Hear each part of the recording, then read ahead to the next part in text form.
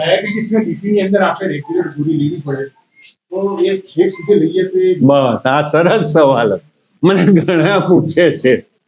મને કે આ ગોળીઓ ક્યારે જાય, ક્યારે જાય, ક્યારે જાય? લાકડા સાથે જાય.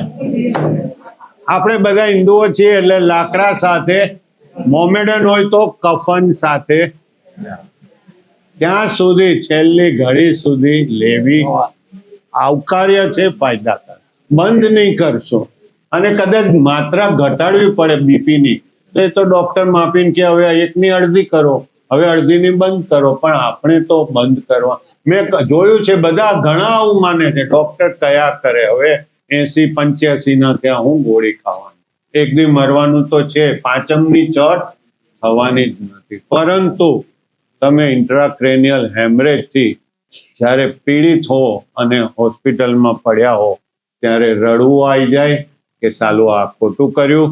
છઠ તો ના થઈ પણ પાંચમમાં આપણે ઘરના બધાને હેરાન. આવું ના કરતો. નમસ્કાર. કંઈ પણ હોય તો આપ મને યાદ કરી શકો છો.